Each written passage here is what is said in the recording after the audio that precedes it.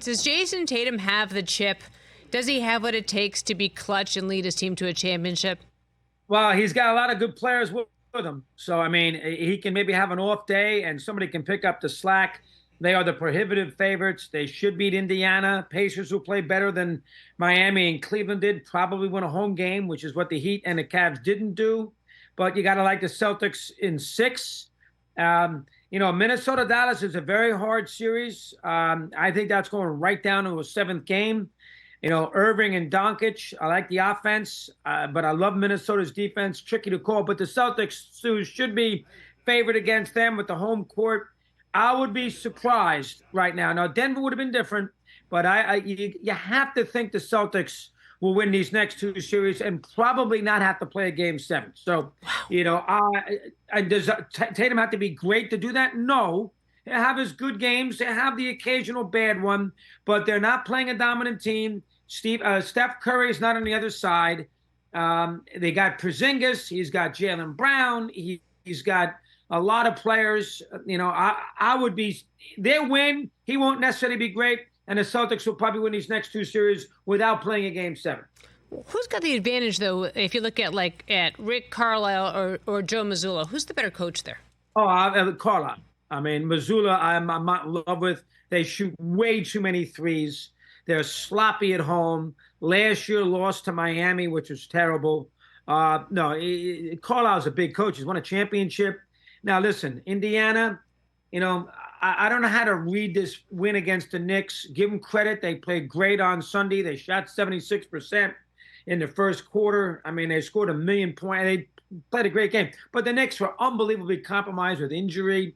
So, I mean, it's got to be a little asterisk next to it.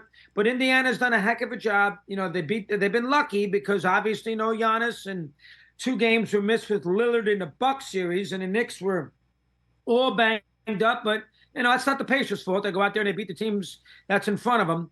But Carlisle gets the huge advantage. I mean, big advantage. And Carlisle did a good job, Suzy, in that last series because after game 5, he made sure that he told everybody how embarrassed he was with the Knicks' toughness, their loose ball ability, getting all those loose balls and rebounding. And the message got, they heard that message because in the next 2 games, they did a very good job in the intangible aspect of the game. Rebounding, loose balls, toughness. The Pacers were good in game 6 and 7. And Carlisle sent that message after game 5. So he gets the big advantage over the Celtic coach in this series. Christopher Russo joins us here on the Rich Eisen Show. Suzy Shuster in for Rich. Who's got more pressure to win on them a championship this year, the Dodgers or the Celtics? That's a good question. That's a very good question.